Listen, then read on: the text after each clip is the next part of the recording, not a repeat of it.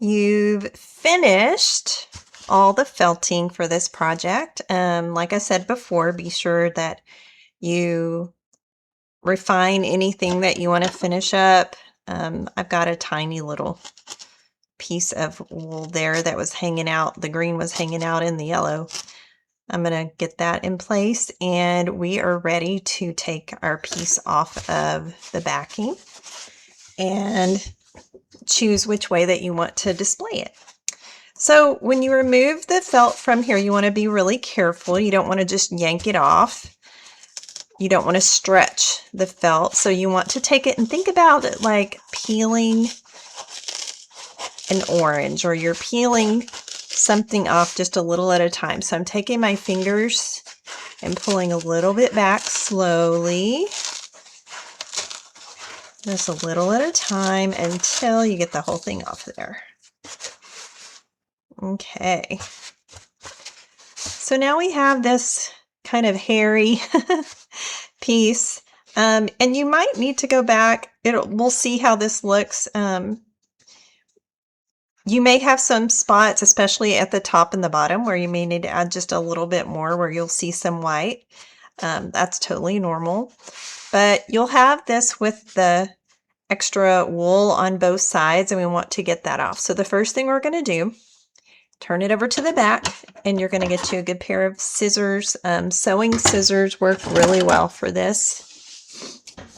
And you want to trim this off, I would say close to between 1/4 and 1/2 inch off the side. So I'm just going to trim this around the edge, just on the two sides. We might use some of this, so I'm just going to set it to the side for a minute. And I'm going to turn it over and cut this other side as well. Okay. And now what we want to do is secure this to the back. So I'm going to take my needle again, and it's important on this part that you do be sure that you're doing very shallow pokes, because when we're going to secure this to the back, and if you poke hard and poke all the way through, you're going to see the little pokes you've done from the back show up on the front. And we don't want that to happen. So I'm going to turn it over to this side and take my finger and pull this fleece from, or the wool from around this edge right here. And I'm just going to pull it over, and then take my needle and with short little pokes, just start securing that to the back. And I'm doing very shallow pokes here, so just do that very lightly with yours. And I'm going to go on to the next little section. I do about close to 1 inch at a time, probably. Get it going.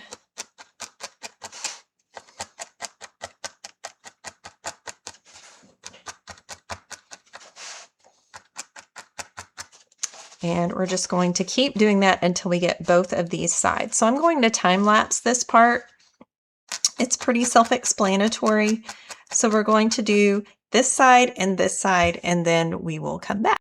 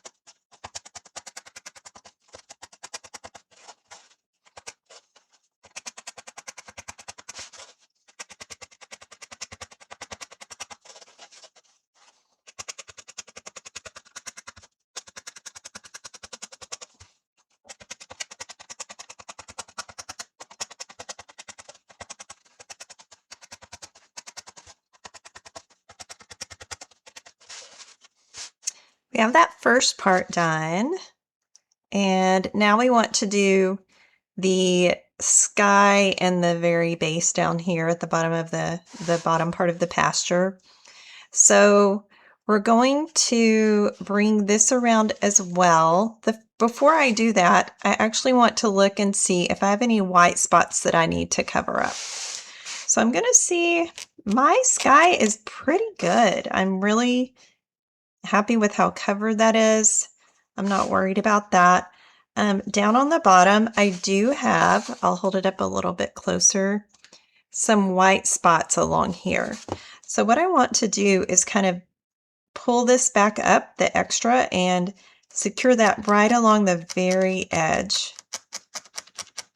So I'm going to do that so that I won't have white spots showing when it's finished. And don't worry, if you do, you can just get some of your leftover wool that you had from earlier when you were actually doing your initial felting of the piece, and you can use that to help cover it up. But I'm going to try to cover it up now.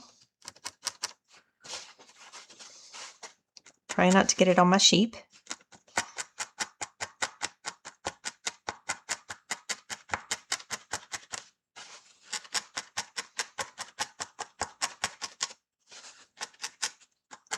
Okay, that's pretty good. So I'm going to turn that over and do the same thing that I did at the top. You have to do this pretty gently. It tends to, since the layers are going this way and you're pulling here, it sometimes wants to pull those layers apart. So just do it really gently and secure that down the same way that you did the top. So you can do that to yours, and we'll time lapse that.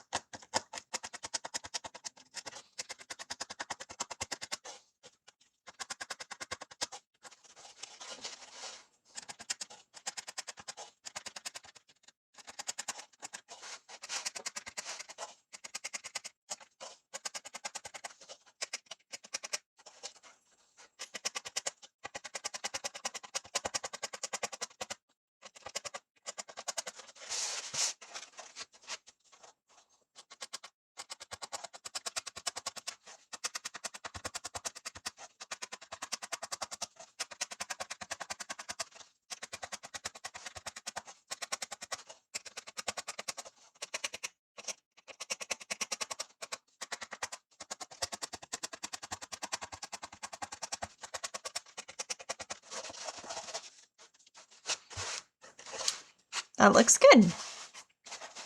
So now we just want to go around the edge and tuck in any other ends we need to. So for this part, I like to put it on a white surface. You could just use your a piece of paper and put it on your table that you're using. I'm going to move the camera a little bit closer for this part, so hopefully you can see the edges here where I have some that's poking out. So I'm going to take my needle and I'm going to be pushing in the side, which is a little bit difficult. You have to watch your fingers, but I'm going to drag, if I have any pieces that are sticking out like right here, I can drag it around the edge. Sorry, I'm trying to find the good spot to show you, and push it into the side or even right along the edge of the back. So that's what I'm actually doing when I'm going along here. And I did pull a little bit of my wool through as I was poking, and so sometimes I might tuck that underneath as well. So I'm just going along here and poking in the sides.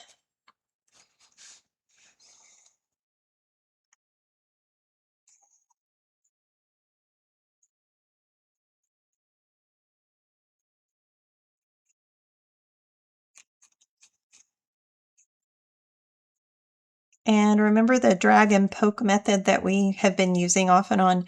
You can use that in a sense here too. I'm kind of dragging it with my needle and then securing it in there. So right here, I'm dragging it and poking it in. So we're going to go all the way around the edge and do that. So we'll time lapse this part. I'm going to scoot it back a little bit so it'll be more clear. I hope you could see that before.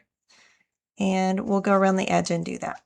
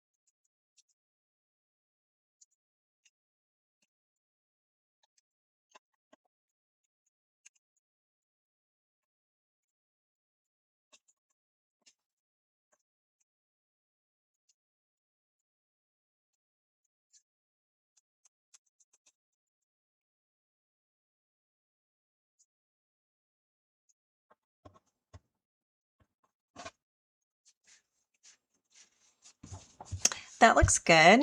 And then one last thing I like to do is round my corners. I've already sort of done that here, but if you're going to put it in a frame, and I'll show you this in just a minute, this part won't really matter much, but there's two ways you can frame it. If you're going to glue it to a mat where you're going to see your edges, then I would definitely round my corners a little bit. So just the same way as we did when we were tucking in the sides, you just poke that needle into the side and it helps round those corners.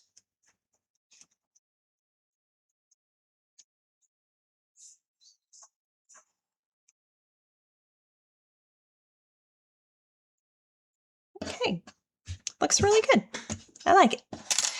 So you can look at it. If you have any parts where you're not real happy, like right here, it's fine, but it does dent in there a little bit. I can do a couple of things. I can pull on it just a bit to get it stretched back out. You could also use your needle and pull a little bit of that wool out. So we have this. I'm going to show you a couple of different ways now that you can frame it. Let me get one of my mats. And I don't have one that has the saying I would usually put on here. I like to put part of Psalm 23. Verses, I believe it's 1 and 2. The Lord is my shepherd, I shall not want. He makes me lie down in green pastures. He leads me beside quiet waters. He restores my soul. But I don't have one of those right now, so I'm going to just show you a different one. One thing I do is I take a craft glue. I like to use this Aleene's Original Tacky Glue. It works great for this. And I just draw little lines of glue all the way down the back, about 1/4 inch apart. I go all the way down. I forgot to tell you one thing that I also do if I'm going to glue it. Do you see? Let me see if I can turn it sideways so you can see. Not very well, but that's okay. It's pretty fuzzy on the back. So if I am going to glue it, I take my scissors and I will trim the back pretty close before I glue it. It just helps it go down more flat. So you can just put your scissors right along there really close and just give it a little haircut. This one I'm actually going to put in a frame, so I'm not going to do that. But that's, I trim that, and then you would draw your lines of glue across here. You can take your finger and kind of smear it together a little bit, and then you just lay it down. This I would actually use a smaller mat for this particular piece. But that's okay. I'm just demonstrating here. Then you would glue it down, and I like to take something like a book and lay it on, first get it centered how you want it. And then it's glued down and you lay a book on it overnight and it should be ready in the morning. And then this is just a thicker, it's thicker than cardstock. It's actually a watercolor paper, a hot press watercolor paper that's thick, and it takes the glue well. And so I use a Cricut machine to write this for me nicely, but you could print it on your printer however you want, but you glue that. So that's one way you can do it. And I'll show you, it gives a nice sort of 3D effect. This is a different picture that I've done, but let's see if I can get that up there a little bit. You can see how it gives a nice 3D effect where the picture is coming up off of your mat a little bit. So I like to do it that way sometimes. I get these frames from Amazon. You can find some frames for a really good price there. The other thing you can do is just put it in a regular frame. I also ordered this 4x4 frame on Amazon, and that's the size that you would need for your project. And it's super simple. From this point, you can glue it on here if you want to. If you're not sure that you're always going to want to use this particular back, you may just not glue it and put it in. So I'm going to put it in here and turn these.